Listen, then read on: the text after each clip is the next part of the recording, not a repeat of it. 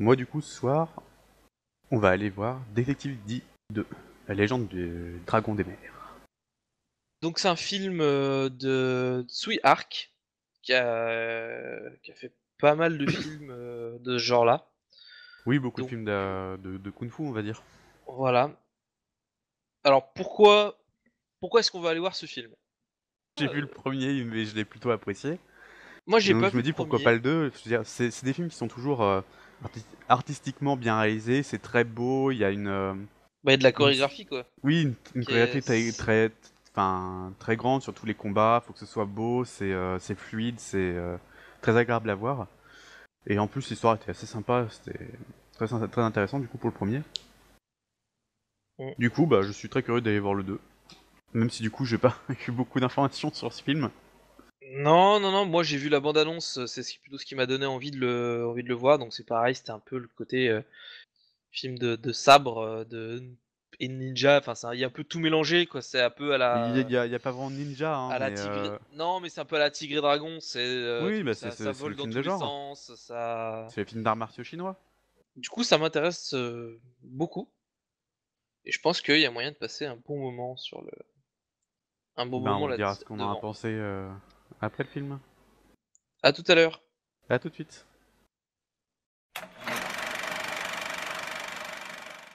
Et nous revoici donc après cette séance. Que dire de Détective D? Bah, c'est un bon film du coup, c'est très sympa. Ouais, très sympa. Bah, c'est vraiment à classer dans la catégorie divertissement. Je veux dire, faut rien y voir de plus qu'un film où ça bouge dans tous les sens, où il y a un peu d'humour, un peu de la baston avec des bonhommes Alors qui volent concrètement, presque. c'est un film qui est très marqué par le cinéma du coup d'arts martiaux chinois. Hein. Je veux dire, c'est typique, c'est toutes les histoires sont un peu pareilles. Il y aura toujours une histoire d'amour, il y aura des trucs comme ça, il y a un peu de tout. L'humour est ben typique de ce genre de film. Les scènes d'action sont grandioses. Oui, il y a eu beaucoup d'efforts sur les scènes d'action. J'ai personnellement préféré celles en intérieur. Celles en extérieur, elles font un peu trop appel, on va dire, à de l'imagerie numérique et ça se voit un peu trop. Alors Euh, voilà, moi c'est là aussi que je mettrais un petit bémol, c'est sur enfin, la surutilisation du coup d'imagerie numérique fait que du coup on n'a plus ce cinéma-là est basé sur toute l'esthétique du mouvement et des corps, et notamment des drapés. Les drapés sont vachement utilisés pour donner une certaine poésie au mouvement. Et là, du coup, en utilisant cette imagerie numérique, on perd déjà la qualité du mouvement très naturel qu'on devrait avoir logiquement. ouais. Et du coup, ça gâche un peu, et je trouve ça un peu dommage. Le fait qu'ils aient besoin d'utiliser le numérique, ça prouve que ça dépasse le cadre, on va dire, de l'entendement humain. Or, ça devrait être des films d'arts martiaux, il devrait quand même y avoir quelque chose Ben d'humain. On n'est pas sur du film de science-fiction, non. On n'est pas sur du film de super-héros où quelqu'un est censé détruire un hôtel d'un coup de poing. voilà, mais On est après, censé j'ai avoir des trouvé qu'il y limites. avait Et là, pas, du coup, il y avait pas énormément d'utilisation du numérique sur, enfin, il y en a un peu, mais sur les personnages en eux-mêmes, c'est surtout les décors en fait qui vont être à certains moments quand même. à certains moments Et forcément, d'ailleurs, mais ce qui sort un peu du truc, parce que là, on fait, ouais, non, ça va trop loin là, des fois. ouais, et c'est surtout il y a des décors, bah, notamment ceux en extérieur, où on voit clairement qu'il y a de l'imagerie numérique parce que les mouvements des personnages vont trop vite pour avoir quelque chose de net. On sent clairement que ça a été fait un peu vite fait, les décors autour. C'est pas Et que ça dès a qu'il y a été un vite truc qui fait, se mais met à disons bouger, que, ça à se mon voit. avis, le coût de production est vachement diminué quand tu fais une imagerie, quand tu refais une ville en imagerie numérique que lorsque tu le fais construire. Parce Alors, que il y avait des là, étant donné que travelling, c'est un, il y avait des travelling très rapides sur de l'imagerie numérique qui étaient bien faits parce que ça allait suffisamment vite pour ça reste qu'on. beau, hein, même le Voilà, numérique est là, ça reste beau. ça reste joli. Mais bon, après, je vais pas l'envoi d'utiliser le numérique, c'est une technologie quand même, ils maîtrisent bien. Et du coup, même si des fois il y en a un peu trop, je trouve que ça va encore. Après, globalement, sur tout ce scénario, on reste plus ou moins dans la lignée du premier film où en fait on a un scénario qui a l'air d'être toujours au premier abord Très mystérieux.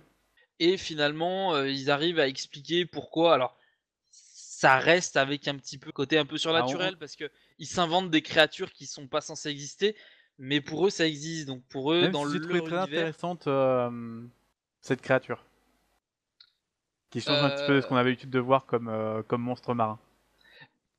Oui, j'avoue que c'est assez surprenant le fait, en plus, faut pas chercher à l'avoir dès le début, hein, c'est le mystère de ce que c'est ne sera révélé qu'à la fin. Par exemple, dans le premier, ils avaient utilisé ce qu'ils appelaient des cloportes de feu, qui sont des scarabées qui se nourrissent, enfin des équivalents de petites cloportes en fait, qui se nourrissent de phosphore. On va dire entre guillemets, hein, le jus qu'on arrive à en retirer a des propriétés spécifiques, notamment dans le premier, de faire brûler les gens de l'intérieur. Qui Ces donnait animaux-là, un aspect mystérieux, mais qui avait une voilà. véracité physique. Là, Dans leur concrètement, univers, dans leur propre univers. là, je veux dire, c'est un peu moins bien amené, je dirais. On voit le côté fantastique de la créature, qui reste du coup un côté très fantastique, parce que la créature existe. Bah, Mais, elle existe, mais c'est vrai que, mais disons je veux dire, que l'autre partie fantastique, en fait, on la voit pas réellement. Enfin, l'autre partie fantastique pourrait être l'histoire liée à l'histoire d'amour. C'est oui. un peu comme une sorte de malédiction, et Non, mais on c'est aperçoit que c'est pas ça. exactement comme dans Mais le premier où tu as l'impression que c'est quelque chose de mystique, un peu de surnaturel. Il parle de malédiction, de châtiment divin. Mais finalement, on se rend compte que c'est simplement l'utilisation de plantes, de décoctions, un peu à la manière des alchimistes, d'arriver à faire des choses un peu surnaturelles. en tout cas, bah, on sent bien du coup l'héritage qu'ils ont eu du Mais premier je en trouve que fait. Même ça si du sort coup pas là du scénario. c'est une sorte de préquel, il me semble. Oui, c'est une préquelle. En fait, c'est bizarre parce que ils l'ont appelé 2, mais en fait, ça se passe avant. C'est que généralement, enfin, ils l'auraient appelé, c'est plutôt Detective D Origins, quoi. C'est Detective D qui arrive, enfin, D, parce que c'est pas encore détective à ce moment-là, justement. Il arrive au Temple Suprême et c'est en gros comment il est devenu ce on Bah a le vu de lui détective dans le physique 1. quoi. Alors, par contre, il y a une reprise des personnages, ce qui est assez intéressante. Parce qu'on revoit des personnages qui avaient l'air plus ou moins anecdotiques dans le premier, les revoit un peu plus dans le 2, ils sont un peu plus présents, un peu de manière, je pense notamment au médecin, qui était aussi barré dans le 1 que qu'il l'est dans le 2. Avec, il y a beaucoup d'humour. J'ai trouvé qu'il y avait énormément d'humour et Hmm. assez bien dosé. D'ailleurs, restez, si vous avez l'occasion d'aller le voir, restez pendant le générique. Quelques petites scénettes qui ont été rajoutées au milieu du générique, c'est pas très très long, mais c'est marrant, c'est des petits trucs en plus. Et là où on parlait de l'imagerie numérique, là où je ferais un gros plus, c'est sur la 3D. C'est Oui, les effets de profondeur. les effets de profondeur sont juste géniaux. Euh, le film a vraiment, j'ai l'impression qu'il a réellement été pensé comme ça. Notamment, un des Oui. personnages a une arme, c'est une sphère qui est accrochée à une sorte de boule qui est accrochée à une corde. À une chaîne. Et voilà, et il a tendance à l'envoyer vers le spectateur et à la faire revenir. Et il y a plusieurs fois des armes qui vont vraiment vers le spectateur. Enfin, c'est pas comme dans Concrètement, plusieurs il y a films. certaines actions qui sont, enfin, de réalisation qui sont faites pour la 3D. Si vous allez le voir sans 3D, vous perdrez certains tics de réalisation qui sont là vraiment pour la 3D. Bah, Euh, c'est clair et net. Enfin, il y a, enfin, du tout le long coup, du film, elle est il y a des vraiment trucs qui très bien sortent de faite. l'écran. On ressent vraiment la profondeur. Elle est vraiment utile dans certains, notamment dans les scènes d'action où là vraiment on peut voir plein de choses qui volent un peu de partout. Très impressionnant, c'est très sympa. Franchement, c'est une des plus belles 3D que j'ai pu voir. Mm. Pour une fois, elle est vraiment exploitée. Bah, tout le long du film. Parce que dans beaucoup de films qu'on a pu voir en 3D, on a un effet 3D à un moment donné. Je pense notamment Et après, celui elle est qui m'a le complètement plus oubliée. marqué. C'est au Tintin de Spielberg, là, où à un moment donné, il y a un Ouais. personnage, il pointe sa canne vers le spectateur. On voit vraiment la canne qui ressort de l'écran. Et après, en comparaison de ça, tous les autres effets 3D du film sont super fades. Alors que là, super bien géré. De toute façon, chaque scène d'action a ses effets. Mm. Oui, Voilà. c'est franchement le gros plus. Hein. Ça vaut le coup d'aller le voir en 3D. Pour une Mm. fois, je dirais que ça vaut le coup d'aller le voir en 3D. Ah non, on se les fait en 3D, donc version originale.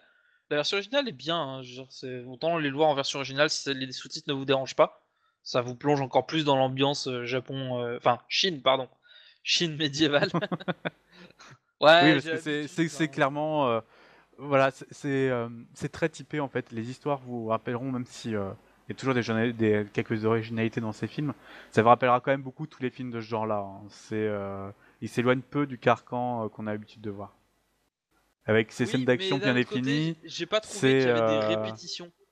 Le scénario est bien, les acteurs sont bons, Enfin, après les acteurs sont bons Quelques longueurs des fois. Bah, les acteurs sont bons dans ce type dans ce style de jeu. Oui, C'est parce que parce que souvent il y a des rires forcés, mais c'est volontaire. On le voit bonjour. clairement, Ah, c'est un peu à la c'est étrange comme ça, voilà, mais c'est à la typique de OSS ce cinéma. 117. Non, mais c'est typique de du cinéma chinois d'avoir ce genre d'éclat de rire assez étrange qui sonne pas vraiment naturel en fait. Et c'est voulu. Après, enfin, il y a des actions complètement what the fuck. Hein. Il y a des trucs. Oui, ça va. Je trouve que ça va des fois un peu trop loin. On peut plus en fait. Il y a un moment, c'est des moments, ça va un peu trop loin et on n'arrive plus à admirer on va dire la beauté des mouvements et la chorégraphie qui est censée être derrière.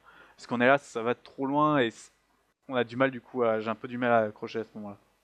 Voilà. Mais si vous avez l'occasion d'aller le voir, je trouve qu'il vaut le coup.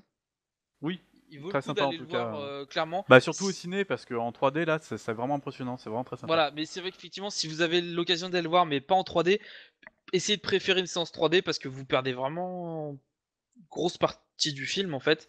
Bah on Et sent vraiment que c'est dommage. vous Quoi. perdrez pas la grosse partie du film, mais on sent vraiment que le film a été fait pour ça. Du coup, c'est dommage de rater cette partie-là parce que, comme je dis, il y a certains tics de réalisation qui sont là que parce qu'il y a de la 3D. S'il n'y a pas de la 3D, ben ils ont pas du tout le même effet, pas du tout le même Oui, impact. notamment une scène où on voit, qui est au tout début, où on voit le visage de l'impératrice qui regarde de haut, comme si elle regardait une maquette, un personnage en fait qui est plus petit en contrebas de l'écran, et le fait que l'impératrice surplombe ce personnage, ça a un effet, surtout avec la profondeur de 3D qui est offerte par la 3D, ça a un effet assez significatif. Si l'image est ramenée à plat, ça c'est moins classe, moins important. Et après tous les combats en 3D aussi. Voilà. Donc, et En qu'est-ce tout que cas, par voilà, rapport à bonne pioche. Et voilà, par rapport à la bande annonce, moi c'était tout à fait ce qui m'intéressait. J'étais très content. Je veux dire, j'ai pas été déçu. Si vous avez le cas, franchement, allez voir ce film en 3D et vous serez à prendre des effets 3D plein la tête et avec une histoire marrante. Et je pense qu'on a fini pour Détective D 2, la légende du dragon des mers. bien, on vous souhaite une bonne soirée. Et puis Et on vous ben, donne rendez-vous à la prochaine séance. au revoir. Ciao.